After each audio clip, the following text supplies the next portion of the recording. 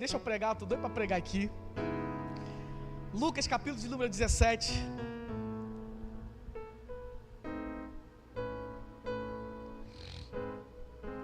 Glória a Deus. Tem algumas pessoas que estão em casa e estão enfermas. Que Deus possa entrar com cura na vida dessas famílias que mandaram mensagem. Que Deus possa levantar, restaurar.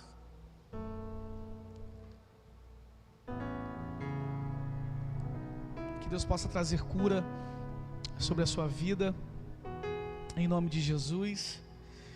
Lucas capítulo de número 17, verso de número 11 até o verso de número 18.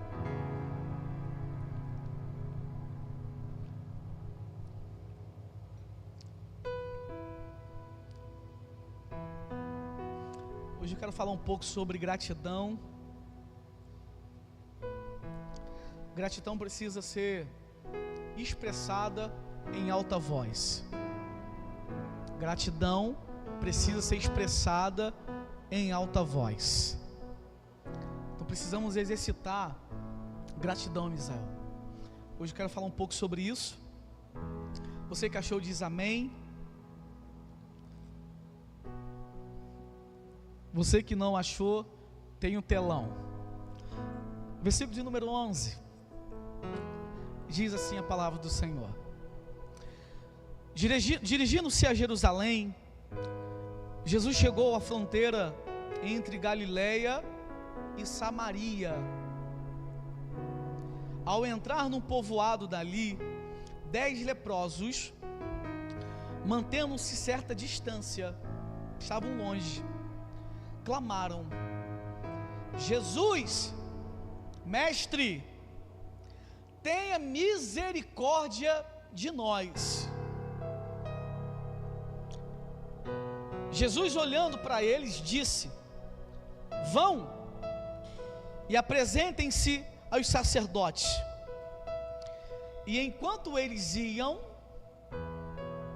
foram curados da lepra. Um deles, ao ver que estava curado, voltou a Jesus.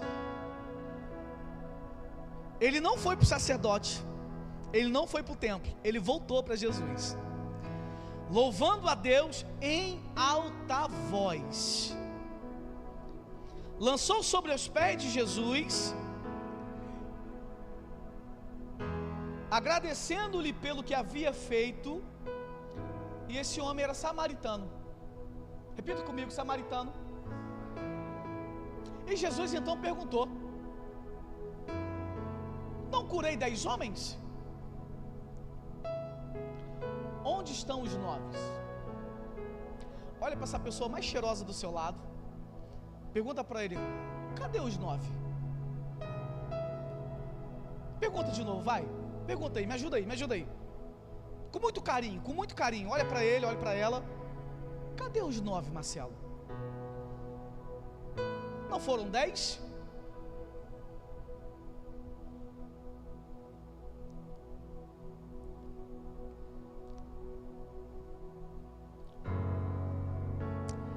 E ninguém voltou para dar glória a Deus, exceto esse estrangeiro. Não era nem da casa, não era nem conhecido, não era um dos nossos, mas foi o único que voltou para dar glória a Deus. E disse ao homem: levante-se e vá, a sua fé te salvou. Curva sua cabeça. Senhor, hoje eu quero expressar aqui, Senhor, gratidão. E eu tenho aprendido, Senhor, que gratidão precisa ser gritado, expressado em alta voz. Pessoas precisam saber que eu sou grato. Não é para mostrar para ninguém, mas é para declarar que eu tenho um coração grato, Senhor. Obrigado, Senhor, nessa noite pela oportunidade, mais uma vez, estar na tua casa. E todas as vezes que estamos na sua casa é um ambiente propício de crescimento, restauração, cura e transformação. Que possamos nessa noite aprender de Ti, que é manso e humilde. Que nossas mentes sejam iluminadas, Senhor. Que eu preciso primeiro, Senhor, ter uma mente clara para depois ter um coração aquecido. Então nessa noite, Senhor, renova o nosso entendimento em nome de Jesus. Você pode dizer amém, mais uma vez aplaudindo o Senhor.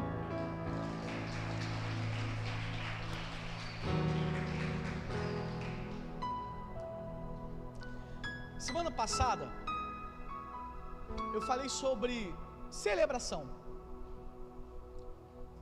que precisamos celebrar as pessoas que estão junto conosco, Lucas. Precisamos celebrar as pessoas que têm somado força junto conosco. E celebração é algo tão poderoso, celebração é algo tão incrível, que você consegue impulsionar mesmo aqueles que nem têm a melhor performance. A celebração é algo tão poderoso e tão incrível que você consegue colocar uma pessoa no melhor estágio da sua vida, mesmo nem sendo mais habilidoso. Celebração. Esses dias eu estava conversando com um amigo, e algo até interessante que eu tenho aprendido um pouco com ele sobre disciplina de filhos. Ele é um cara que instrui muitos filhos e não é crente, sobre cursos, sobre treinamento. Porque filho não faz o que quer, filho faz o que o pai instrui. Porque depois de muitos dias ele vai achar pão. Filho que faz o que quer, na estação de criança, vai viver também uma vida completamente escassa. E ele disse que o filho ia participar de uma competição de natação, e não era o melhor, pastor André. E havia um menino, pastora Paula, que era muito bom, muito bom. Ele era o cara na classe, daquela turminha de natação. Ele era o melhor, o menino, notavelmente, sem dúvida, sem sombra de dúvida. Aquele menino, ele era o melhor. Os treinadores sabiam que ele era o melhor. Os pais que iam acompanhar os filhos sabiam que aquele menino, ele era o melhor da natação. E houve uma competição, e ele me disse, ele falou: Samuel, e eu não sei se alguém aqui tem filho que faz natação? Tem alguém aqui? Não? Glória a Deus. Aí meia doida de fazer natação, preciso colocar ela também. Preciso. E a competição de criança, existe um período que as crianças podem parar para descansar, porque são pequenos, ainda estão na fase do desenvolvimento. Então, não como adultos, eles conseguem ir e voltarem sem parar na piscina. A criança precisa parar, e é aceitável. As crianças têm um período do percurso de natação que eles param para repor as energias, dar uma respirada e retomam novamente o percurso. Esse pai, ele disse para o filho dele, e ele falou a seguinte palavra: fulano de tal é melhor do que você. Todos sabem que ele é o melhor, e ele também sabe. Mas olha para cá, o seu pai está te dizendo: hoje é você que vai ganhar essa competição. Ele falou assim: papai, eu não sou o melhor. Ele é o mais talentoso, ele tem mais recurso, ele tem mais tempo de treinamento do que ele. Ele falou assim: mas olha para cá, o seu pai está dizendo que hoje quem ganha essa competição é você. E você não vai parar para descansar. No momento que todos vão parar para descansar, você vai prosseguir. Papai, eu não vou conseguir. Você vai conseguir, você não vai parar. Pois bem, o menino foi, se posicionou, aí o técnico deu o apito. Pip! Todo mundo lá na água. Aí ele estava do lado de fora. Já viu o pai? O pai torce debaixo dos filhos, né? Aí ele estava lá gritando desesperado, igual o pastor André gritando com o Rafael jogar a bola. Vai! Fulano, eu esqueci o nome do menino, eu vou chamar ele de Carlos. Vai, Carlos, não para, vai, você consegue, vai, gritando desesperadamente. Os pais olhavam para ele e falaram assim: que pai maluco, que pai doido. E ele gritou: Samuel, não estava nem aí, todo mundo me olhando. Porque, irmãos, quem não está preparado para o ridículo, não está preparado para o sucesso. Vou repetir isso aqui. Quem não está preparado para o ridículo, não está preparado para o sucesso. Todos olhavam para ele, e ele era ridículo naquele momento, mas ele dizia: não para, Carlos, vai. No momento que todos paravam, ou deveriam parar, ele diz: você não vai parar, vai, Carlos. E ele não parou, irmãos. Aí aquele menino da abraçada, pá. O bonzão, o menino que era brabo demais, ele percebe que o Carlos não para. O carro disparou na frente dele, mas o menino era bom mesmo, Ele percebendo que o Carlos não parou, ele começou a correr também atrás do Carlos, para tentar recuperar o tempo que ele parou, para descansar. E ele correndo, começou a nadar, mas o menino era tão bom, pastor André, que quase alcançou o Carlos. Mas o pai continuava gritando desesperadamente: vai, Carlos, não para, eu confio em você, eu acredito em você, eu sei que você pode. Eu estou falando para pessoas aqui, você não está nem percebendo. Eu sei que você pode, eu sei que você tem, eu acredito em você. Vai, meu irmão, não para, vai, prossiga, não desista. Eu sei que todos estão dizendo que você não tem, mas eu estou dizendo: eu acredito em você, Carlos. Vai, meu amigo. Pai, está doendo, não para, continua. Está doendo, não para, continua. Vai, prossiga, não desista. Vai, Carlos, estou dizendo para a gente aqui, irmão, não desista. Vai, Carlos, você vai conseguir. O pódio te espera. Existe um momento de celebração. Vai, Carlos. E está todo mundo com butuca de olho dizendo: que maluquice é essa? Eu celebro a tua vida, eu acredito em você, você vai conseguir. E tá o menino de pá. Quando de repente ele toca na linha de chegada, e alguns segundos antes, o menino, o bonzão, chega atrás dele, e o Carlos, ele é vencedor. Ele sai de lá esgotado, exausto, mas saiu vitorioso. Pastor, que isso você está dizendo? Eu estou dizendo que às vezes num ambiente de celebração, num ambiente onde pessoas acreditam em você mesmo quando você não acredita. Eu disse isso para a vida do meu pastor, porque líder de excelência, ele consegue enxergar potencial quando pessoas mesmo não acreditam. Ambiente de celebração torna pessoas sem talento em performance incrível, Lucas. É por isso que eu sempre falo com você, cara, não é sobre talento, mas é sobre pessoas dispostas, em um ambiente de celebração, a alcançar aquilo que o pai já viu que ele vai alcançar, cara. Eu estou dizendo para pessoas aqui: aí começa a celebrar a vida dos teus filhos, começa a celebrar o teu casamento, o teu marido, a tua filha, seja grato por isso. Porque num ambiente de celebração, nós alcançamos o lugar que o Pai já determinou para a gente.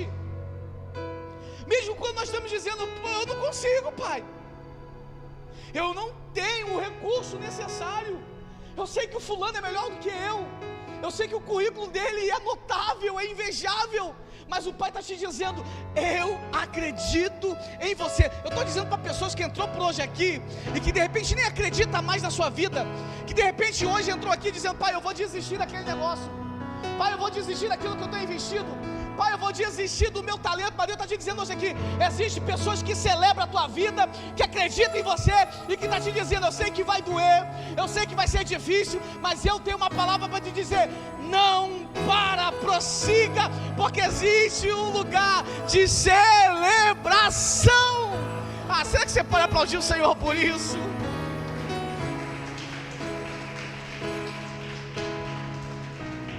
Eu disse que gratidão precisa ser expressado em alta voz, declarar em alta voz. Nós temos um costume muito feio. Pessoas fazem algo, por pequeno que seja grato, se alegre por isso. Criou-se uma cultura nesses dias. Eu achei engraçado a fala eu esqueci o nome do treinador. A gente está em Copa do Mundo, você sabe que é Copa do Mundo esse ano, né, irmãos? O Brasil tá ruim, hein? Ore pelo Brasil, ore para que Deus toque naquelas pernas, aqueles homens lá, para que ganhe esse Hexa, mas tá difícil. Vamos celebrar pelo do Brasil? Vamos celebrar por eles? Porque celebração torna mesmo aqueles que não são os melhores ser melhores. Então vamos celebrar pelo Brasil. Aí tem um treinador dizendo o seguinte: nós estamos em um ambiente nesses dias que tem muito críticos e pouco jogador. Existe muito críticos e poucos jogadores. Existe muita gente que é boa demais para criticar. Tem gente que é maravilhosa para criticar, sabe tudo. Ele sabe como fazer o melhor. Ele tem a melhor estratégia. Ele sabe a melhor forma para agir. Eu estou pregando aqui. Ele sabe qual o caminho a ser pego. Ele conhece a estratégia melhor. Ele sabe de tudo, critica tudo. Só tem um problema: não faz nada. Então existem muitos críticos e poucos jogadores. Então às vezes a pequena coisa que é realizada é mais fácil criticar do que ser grato. Às vezes o teu marido, e olha que o marido precisa aprender, hein, rapaz, nós somos ruins. Às vezes o marido faz algo pequeno, simples. Aí às vezes você, mulher, não celebra a vida desse cara. A falta de celebração tem destruído casamentos. A falta de celebração e gratidão tem destruído casamentos. A cobrança, e tem que existir cobrança, irmão. Pastor que não está para romantizar as coisas não, porque as coisas na pressão. Para tu nascer a pressão, tu é puxado pela cabeça, passa pelas pernas. E quando sai tu fica com falta de ar, sem desespero, vem alguém, corta lá o cordão, me ligar, pressão, meu irmão. Tu já acorda com pressão, já nasce com pressão. E o pastor não quer romantizar aqui não. Só que existe um problema, a gente precisa cobrar, irmãos. A cobrança, ela é boa. A cobrança, ela também nos empurra para esse lugar de performance. Mas mais do que isso, precisamos celebrar também. Celebrar mais do que cobrar. Agradecer mais do que cobrar. O problema é que a gente está fazendo o inverso. A gente cobra muito, critica muito, e é grato pouco, ou celebra nada. Não foi 10 que foi curado? Então gratidão, irmãos. E gratidão tem que ser expressa em alta voz. Vai lá na rede social: pastor, obrigado, que palavra maravilhosa de domingo, cara. Gratidão, gente. Aí sabe o que a gente faz? A gente rola lá o negocinho lá, esqueci como é que fala o negócio, o feed. Aí passa lá e vê lá a postagem do pastor. Nossa, que postagem maravilhosa. Aí você fez o quê? Você curtiu na tua mente. Você até pensou em comentar na tua mente. Só que gratidão, nós estamos aprendendo que precisa ser expressa em alta voz. Todos têm que ouvir. Você ser grato na tua mente, está só na tua mente. Mas quando você expressa, você traz salvação. Então seja grato. Celebre ao Senhor, em nome de Jesus. Ninguém faz isso, né? Ninguém marca o teu pastor, né? Ninguém celebra a vida do pastor, né? Mas sabe por quê? Sabe por que isso? A Bíblia diz que aquele que veio para agradecer, ele era samaritano, ele era de fora. Porque as pessoas de fora agradecem mais quem é de dentro. As pessoas de fora são mais gratas do que os de dentro. Porque tudo que os de dentro fazem não é suficiente. Tudo que os de casa fazem não tem honra. Jesus disse isso. O profeta da sua casa não tem honra. Mas em nome de Jesus, irmão, eu sei que isso é bíblico, mas vamos honrar os de casa. Sabe por quê? Porque é o de casa que está todo dia do teu lado. Seja dia bom, seja dia ruim, quem está junto com você é o de casa. O de fora é bom, mas lá fora, na minha casa não. O de fora tem a melhor palavra, mas lá fora não é ele que está do teu lado não, meu lindão. O de fora às vezes canta muito bom, Lucas, mas eu quero celebrar quem está dentro. O de fora canta muito melhor, mas eu quero celebrar é quem está dentro, quem está perto. Eu sei que o pastor lá da internet prega muito melhor que o pastor Samuel, ou o pastor André, ou o pastor Marcos, mas quem está dentro aqui é pastor André, pastor Marcos. Qual é o outro pastor que tem aqui? É ele que está dentro. É o pastor que está dentro, quando você perde longe para embarcar, que você liga para ele.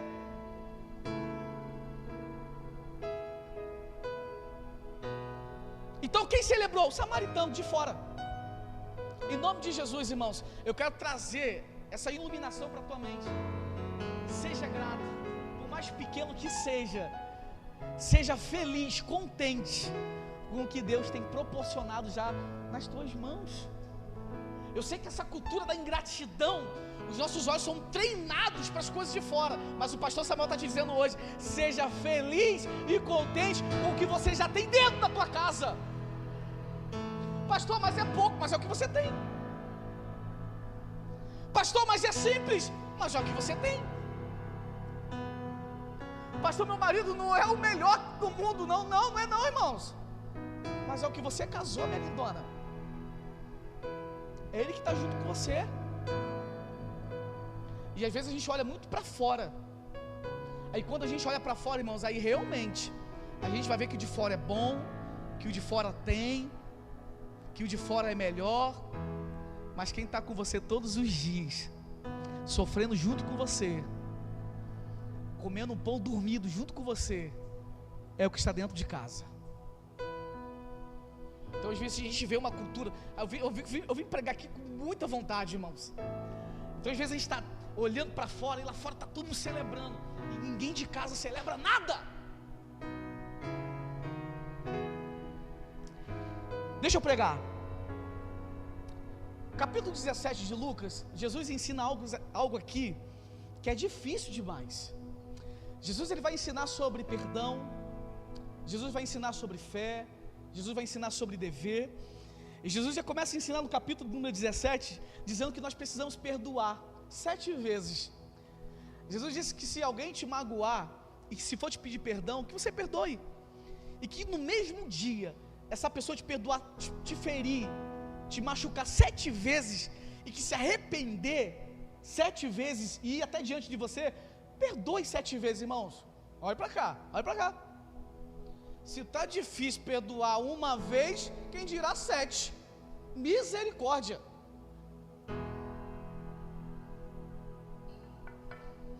Só porque a pessoa falou um pouquinho que você não gostou, você está se ofendendo. E Jesus está te ensinando aqui, ó. Mas se 7 vezes durante um dia ele ir até você, perdoe. Libera perdão 7 vezes. E como a gente guarda mágoa nos nossos corações, irmãos, olha para cá, irmãos. A gente é difícil de perdoar, cara. Quem dirá o casamento, né, amor? É difícil perdoar, né, amor? Às vezes a vontade de torcer o pescoço do marido, né? Mas Jesus está te dizendo: perdoa ele, minha filha. Ele é bonzinho. Ele te ama. Então, perdão. Coisa difícil. Jesus está ensinando no capítulo 17 aqui. Perdoa, cara. Perdoa. Tu vai levar essa mágoa até quando? Vai ficar chateado até quando? Vai ficar com esse peso no teu coração até quando? Já era para você estar vivendo outra coisa há muito tempo, mas porque você ainda não liberou perdão, sua vida está travada. Porque quem confessa e se arrepende, alcança misericórdia. Mas tem gente que está aqui com o coração: eu não perdoo.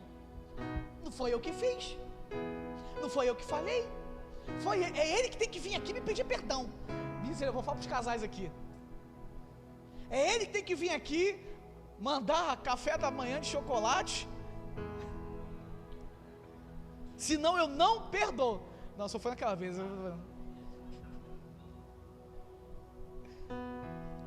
Perdoa. Então Jesus começa a nos ensinar sobre isso. Aí os apóstolos falam o seguinte: Senhor, acrescenta a minha fé. Porque, irmãos, para perdoar tem que ter muita fé.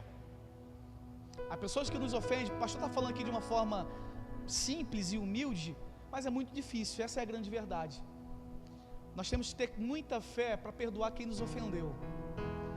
Nós temos que ser muito humilde para perdoar aquela pessoa que falou mal da gente. A gente sabe que falou mal da gente. Só que aprenda algo. Eu disse aqui quarta-feira passada: eu perdoo, mas não é qualquer pessoa que você senta na minha mesa não, irmãos. Não. Não é qualquer pessoa que vai fazer parte da minha mesa, não. Não é qualquer pessoa que vai fazer parte do meu dia a dia, não é. Eu perdoo, e nós precisamos aprender isso. A gente perdoa, libera perdão, alcança misericórdia, mas Linha na pipa. A pipa precisa voar. Sabe por quê? Porque às vezes a pessoa que falou mal de você, você precisa liberar perdão sobre ela.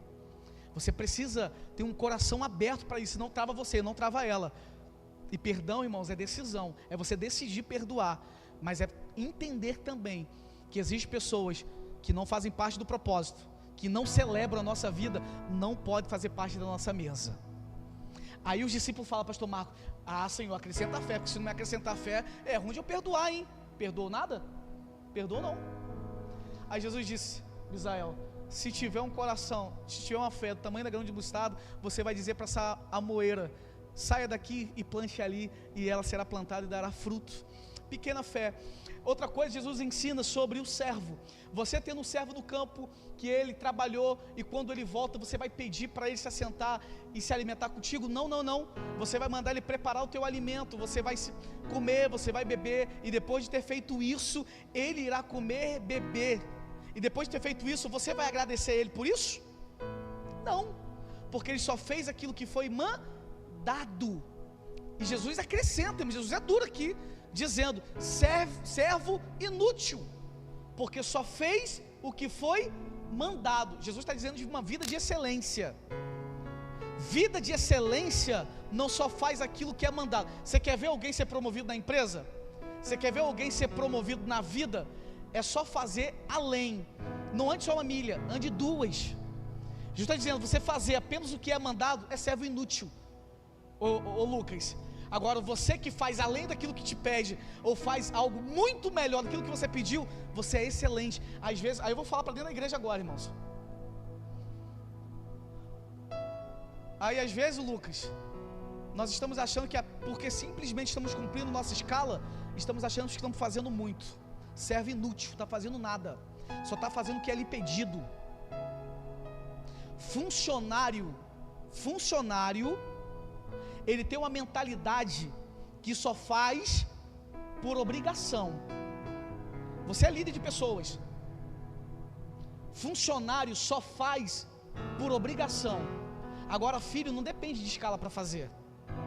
Um filho que tem uma vida de excelência, ele não vai fazer apenas o que o pastor pede, mas vai fazer porque já entendeu que ama Cristo acima de todas as coisas, e que se possível ele vai entregar o melhor. Funcionário só entrega o que pede, servo inútil. Filho entrega de excelência, por amor. Aí às vezes nós queremos esperar um resultado incrível, entregando mediano. Ó vida medíocre nossa. Quem tem uma vida de gratidão, irmãos, entrega vida de excelência. Quem é grato, ele entrega muito mais do que o ingrato. O ingrato só faz o que pede, o ingrato só faz o que manda. Agora o grato, quem tem gratidão na vida, vai fazer mesmo sem pedir. Rapaz, você limpou isso aqui sem mais nem pedir, mas não precisa me pedir não. Hoje nem é a sua escala, ô Lucas. Mas Lucas, deixa eu cantar hoje, cara, eu tô doido para cantar, Lucas. Hoje nem minha escala para tocar não, Lucas, deixa eu tocar hoje, Lucas. Eu tô doido para celebrar, entregar algo naquele altar, Lucas. Eu tenho algo queimando no meu coração. Gratidão, irmãos. Grato entrega com excelência. Grato entrega com excelência. O ingrato só faz o que pede. Então coisa dura, Jesus está ensinando aqui. Aí ele continua, da mesma maneira, quando vocês obedecem, devem dizer, somos servos inúteis, apenas cumprimos o nosso dever. Aí no capítulo 11 agora começa a pregar. Jesus ele vai para Jerusalém, e provavelmente é a última viagem a Jerusalém, porque aqui será crucificado. Essa última viagem é a viagem onde o Senhor irá ser entregue aos seus algozes, e a última viagem que ele faz a Jerusalém, mas ele faz questão de passar numa divisa da Galileia e de Samaria. Havia outro percurso, irmãos, havia outro caminho, havia uma outra rota, Misael. E olha que judeu não se dá bem com os samaritanos. Lê João 14, João capítulo 4. Jesus no poço com aquela samaritana. E ela já fala assim, ué, tu judeu me pedindo água? Então os judeus não têm um bom relacionamento com os samaritanos. Mas Jesus faz questão de pegar uma rota aonde não se davam bem com os judeus, porque Jesus, ele é especialista em acessar áreas que pessoas não acessam. Jesus é especialista em visitar pessoas que outras pessoas não visitariam. Vou repetir isso aqui. Jesus é especialista em entrar em casas aonde os olhos ou pessoas não dariam valor, mas ele vai. Jesus é especialista em pegar caminho onde pessoas evitariam de passar por lá, mas ele pega. Jesus é especialista em visitar pessoas aonde outras abandonaram e disseram que não tem valor, mas ele é especialista em dizer, eu quero passar por lá, eu quero visitar ele, eu quero visitar ela, eu quero visitar a casa dela. Estou dizendo para pessoas aqui, que de repente pessoas já não deram mais valor, ou que fomos abandonados ou esquecidos, mas Jesus está dizendo, eu quero fazer questão de passar na casa dele, na casa dela, porque eu tenho algo para entregar para a vida dele, ou para a vida dela. Ele passa entre Galileia e Samaria, e chegando nessa aldeia, a Bíblia diz que tinha quantos leprosos? Eu já estou indo para o final aqui. Quantos leprosos? Me ajuda a pregar, vai. 10 leprosos. A lei levítica de Moisés vai dizer que o leproso, ele precisava ser expulso do arraial, porque a lepra é uma doença terrível. Não havia cura naquele momento. A lepra era uma doença infame, não só fisicamente, mas uma pessoa leprosa, além de ter uma saúde física deplorável, era alguém que denunciava uma vida espiritual completamente defraudada diante do Senhor. Uma pessoa que era leproso, as pessoas olhavam e viam uma pessoa que tinha uma vida completamente destituída dos princípios bíblicos. Era uma pessoa que carregava uma maldição sobre ela, era alguém que carregava pecado sobre ela. Então, além de carregar na sua parte física, também denunciava a sua vida espiritual. Então essas pessoas precisavam ser afastadas do arraial e morarem em comunidades de leprosos. E olha para cá, irmãos, Levítico vai dizer que a pessoa leprosa era tão terrível que quando ela tocava nas paredes da casa e ali era transmitida a lepra era tudo terrível naquele tempo, que a lepra pegava nas paredes. Os sacerdotes tinham que ir na casa, arrancar aquela lepra sobre a parede. Escute isso, tirar a lepra sobre aquelas paredes, e que se ela voltasse, os sacerdotes tinham que destruir a casa, porque a lepra estava contaminando aquela casa. Eu não sei se eu vou entrar aqui, vai dar problema.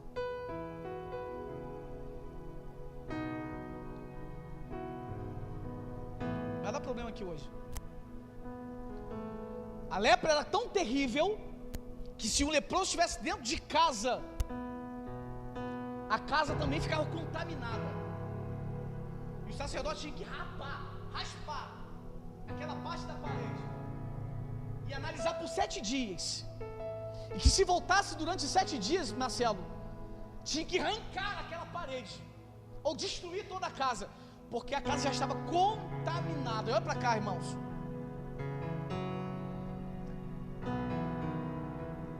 A maior lepra dos nossos dias hoje é a lepra da desobediência, da ingratidão. Pessoas hoje não carregam mais lepra no seu corpo físico. A lepra hoje não é mais visível. A lepra hoje não é mais notória aos olhos dos homens. Mas a lepra hoje carrega dentro do coração de pessoas ingratas e desobedientes.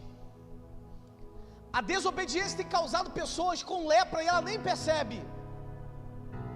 E eu disse que a pessoa leprosa, até a sua casa era contaminada. Sabe qual é o problema, irmão? Vai dar problema aqui, eu sei que vai. Porque a pessoa que é contaminada pela lepra no seu coração, quando se junta dentro de casa para fazer um momento de comunhão ou de celebração, essa pessoa que está contaminada pela lepra, dentro da sua casa, ela se reúne para falar mal dos outros, para fazer reclamações, porque os seus olhos estão voltados para coisas que são de ingratidão. e até a sua casa está contaminada. Aí o sacerdote tinha que arrancar tudo.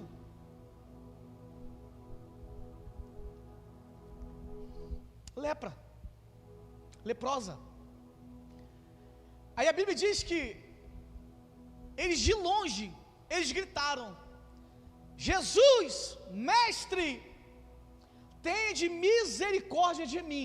Esse clamor deles era um clamor de reconhecimento do seu estado deplorável que eles estavam. Misericórdia significa um estado de miséria.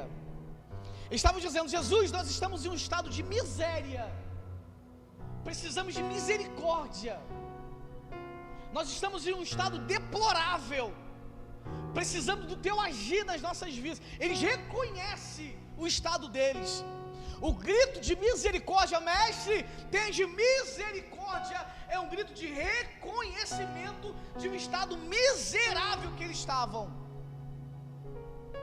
É reconhecer que são necessitados de uma misericórdia. Eles reconhecem que o estado da vida deles ali era um estado deplorável.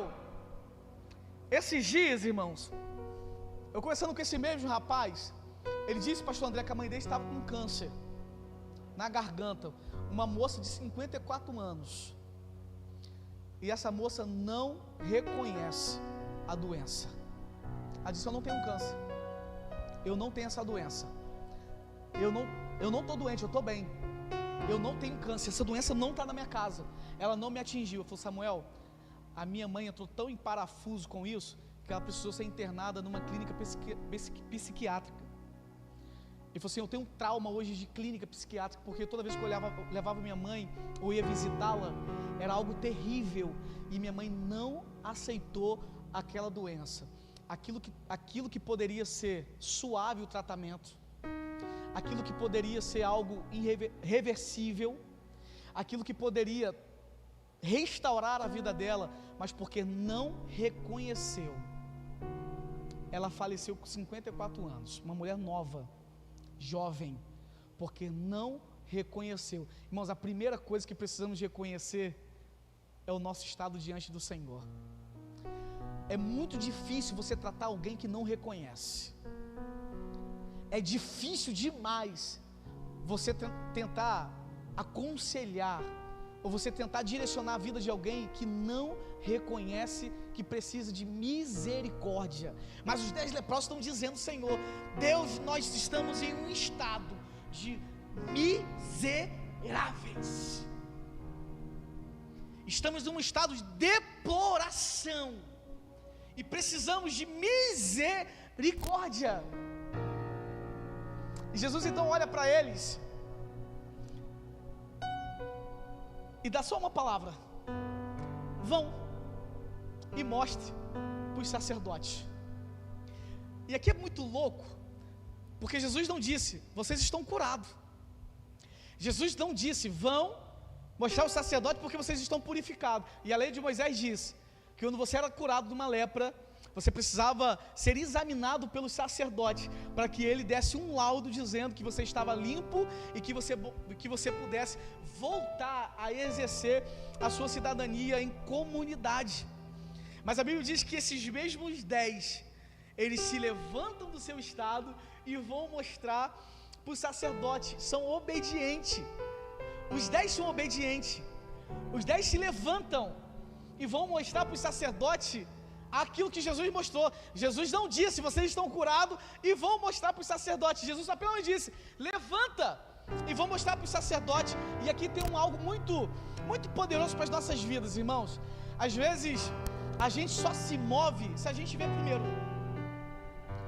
A gente só se levanta se a gente enxergar primeiro.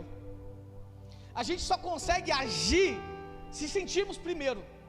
Jesus está dizendo: eu já estou dizendo para vocês, levantam e vão mostrar para os sacerdotes. Eu não estou dizendo que vocês estão curados, eu não estou dizendo que vocês estão purificados, eu não estou dizendo que o milagre chegou na sua casa, eu não estou dizendo que vocês já receberam algo da parte do Senhor. Eu só estou dizendo: levanta, se posiciona e vão mostrar para os sacerdotes.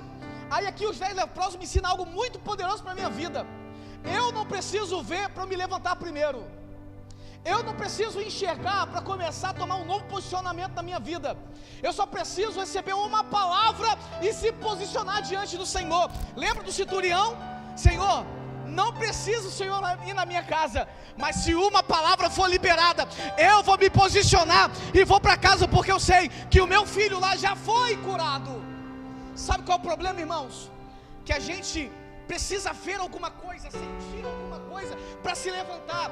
Aí Jesus está dizendo nessa noite para você, eu sei que está dizendo para você nessa noite, tenha de bom ânimo. Sabe o que é bom ânimo, irmãos? Eu não estou sentindo nada, pastor André, eu não estou no meu melhor dia, hoje eu estou chateado. Eu disse isso para você hoje, o plantão do trabalho, irmãos, está me deixando pirado da cabeça. Eu estou chateado, nervoso, estranho, estou me sentindo completamente perdido no tempo. Eu falei com a minha esposa, falei, amor, estou muito estranho, eu estou meio coisado, não estou a fim de fazer nada. Aí Jesus falou assim, Samuel, você não precisa sentir nada, meu amigão, tenha de bom ânimo, fique de pé, tome posição e vai fazer o que você precisa fazer. Aí tem muita gente esperando as coisas acontecerem para fazer. Deus está te dizendo nessa noite, levanta, fique de pé e vai fazer o que você precisa fazer, meu lindão. Aí a gente é besta, né? A gente é besta. Eu só faço se eu sentir. Se eu sentir um arrepio, tu não precisa sentir arrepio não, cara. Tu precisa entender, ó. Ele já fez, ele já disse. Eu vou repetir isso aqui. Eu não preciso sentir, eu preciso entender que ele já fez e ele já disse. Então eu vou para casa, porque se ele disse que está curado, e está curado. E olha que coisa. Aí ele chega em casa, o centurião. Quando ele chega em casa, ele não chega com dúvida, ele não chega preocupado, será que fez? Será que está curado? Será que está bom? Será que o Senhor realmente curou? Ele chega alegre, irmãos. Eu acho que ele chega correndo, dando chute na porta. Como é que está o menino? O menino está bem? Aí a mãe olha para ele, o menino está curado, está bem. Aí ele fala o seguinte, foi que hora isso, mais ou menos? Foi 3 horas da tarde. Foi naquela hora que ele disse. Foi na hora que ele disse. Sabe qual é o problema, irmãos? Nós estamos andando muito por vista, quando você precisa andar por fé. A fé já diz para você, se levante, minha linda, mulheres e homens de Deus, vai fazer o que o céu mandou você fazer. Está esperando o que para levantar? Está esperando o que para ir? Está esperando o que para começar a meter a mão naquilo que precisava já começar a ser feito na tua vida há muito tempo? E você, a gente é tão besta que a gente vai orar 2, 3 vezes. Confirma, Senhor, confirma. Aí Deus é misericordioso. Aí levanta um profeta, minha filha, Deus já te falou isso, não já? Levanta, vai fazer. Oh meu Deus, é Deus na causa mesmo. Ele disse. Mas a gente é ruim. Aí semana que vem a gente ora de novo, Senhor, eu sei que o Senhor já falou, o Senhor já confirmou. Confirma de novo, Senhor, confirma de novo. Olha para cá, irmãos, Deus não precisa confirmar mais nada, porque Ele já disse, já está consumado. Eu vou repetir isso aqui, Deus não precisa confirmar mais nada, pois Ele já disse, já está consumado. É você que precisa se levantar, é você que precisa começar a agir. Jesus disse, levanta e vai mostrar para o sacerdote. E olha para cá, olha que coisa louca. A lei de Moisés vai dizer que quando você é purificado, você precisa ir para o templo, para quê? Para mostrar para o... me ajuda a pregar aqui, vai. Para mostrar para o sacerdote. E o sacerdote, que ele vai fazer a leitura, a análise clínica e médica, vai dizer, tu tá bom, tá purificado, você está apto a voltar para sua casa, você está apto a voltar para os seus afazeres. É o sacerdote. Mas Jesus olha para eles e vai dizer, levanta e vai mostrar. Por quê? Por quê, pastor? Porque Jesus olha para eles e já dá o decreto dizendo, vai mostrar. Por que isso? Porque em Hebreus vai dizer que Jesus, Ele é o sacerdote segundo a ordem de Melquisedeque. O sumo sacerdote Jesus já viu, já analisou e já deu o laudo clínico dizendo, tá está purificado, está crucificado. Levanta, se posiciona e vai fazer. O sumo sacerdote Jesus já te viu, já analisou e já deu o decreto. Está bom, está curado, está restaurado. Você só precisa nessa noite é se colocar de pé e fazer o que Ele disse. Aleluia! Fica de pé, vai, deixa eu encerrar aqui. Aí no meio do caminho, Misael, vem pra cá, louvor. Aí no meio do caminho, eles estão indo para Jerusalém, para mostrar para os sacerdotes. Aí quando no meio do caminho eles percebem, olha um para o outro, rapaz, estamos purificados, nós estamos curados, fomos limpos, Misael, olha. Um começa a olhar para o outro, imagina, irmãos, a alegria um do outro ali. A Bíblia não fala, mas há quanto tempo aqueles caras estavam leprosos? Há quanto tempo aqueles caras estavam com a sua vida enferma? E eu disse que a lepra, ela isola, a lepra separa, a lepra tira do meio do convívio. A Bíblia não fala quantos anos esses homens estão isolados. A Bíblia não fala quantos anos esses homens não abraçam mais a sua esposa. A Bíblia não fala quantos anos esses homens não podem abraçar as suas filhas, os seus filhos. Há quantos anos esses homens não sabem mais o que é um toque. Há quantos anos esses homens não sabem mais o que é um afeto. Mas diz que quando eles são curados, eles seguem ao sacerdote. Mas apenas um olha e diz: eu não posso prosseguir. Eu sei que minha família me espera em casa. Eu sei que eu estou com muita saudade da minha neguinha para dar um cheiro nela. Eu sei que eu estou. Eu sei que eu estou doido para dar um abraço nas minhas filhas. Eu sei que eu estou doido para voltar a ver os meus negócios. Eu sei que eu estou desesperado para voltar a fazer aquilo que me gerava prazer. Eu estou desesperado há muito tempo, e isso me dá saudade. Mas alguém no meio deles vai dizer: eu não posso prosseguir sem antes não voltar para agradecer. Aí a Bíblia diz que ele volta e vai se jogar aos pés de Jesus, dizendo em alta voz, agradecendo o Senhor. E Jesus então olha para ele e vai fazer aquela pergunta que você fez lá no início da pregação: cadê os 9? Não foram 10 limpos? Ele disse: foi sim, mas apenas eu voltei. Sabe qual é o problema, irmãos? Cadê aquela família que recebeu a cura e não voltou mais? Cadê aquela pessoa que Deus abriu a porta e essa pessoa não voltou mais, pastora Paula? Cadê aquela pessoa que recebeu a cura e nunca voltou mais? Jesus está perguntando: cadê o 9? Cadê aquela família que recebeu quando pediu e eu liberei e não voltou mais? Cadê aquele cara que estava orando dia e noite por uma porta e eu abri e não voltou mais? Cadê aquele menino querendo um talento e eu dei o talento e ele não voltou mais? Eu sei que você voltou e amei pela tua vida, mas cadê os 9? Não foram 10 que eu curei? É Jesus que está perguntando isso para ele. Cadê você? Cadê você que não agradece mais o Senhor? Cadê você que há muito tempo Deus visitou, mudou sua sorte, transformou a sua vida, e há muito tempo você não volta mais pelo mesmo caminho que Ele liberou para a sua vida, e você é agradecido a Ele? Jesus está sentindo falta de você, 9. Jesus está sentindo falta de pessoas que Ele liberou algo e essas pessoas não voltaram para agradecer. Jesus está sentindo falta de pessoas que Ele entregou algo na mão e essas pessoas não estão fazendo aquilo que Ele entregou, e Ele está perguntando: cadê você? Cadê você que eu abençoei a sua vida e tornei abundante e você não volta mais? Cadê você? E aqui eu quero encerrar.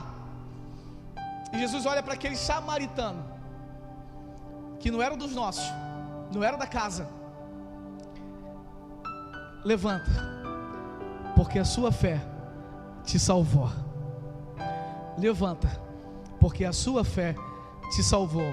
Olhe para cá, 10 foram curados, mas apenas um foi salvo. Vou repetir isso aqui. 10 foram curados, mas apenas um, pastor Marcos, foi salvo. Porque melhor que ter uma vida de cura é ter uma vida salva. Melhor do que ter uma vida curada é ter uma vida salva. Mas Jesus está dizendo para ele: levanta, porque a tua fé te curou. Aí eu vou além. Melhor do que ter uma vida curada é ter uma vida abençoada. Jesus não quer apenas curar você, Jesus ele quer abençoar você. E se você voltar em gratidão, ele vai dizer: levanta, porque você foi salvo.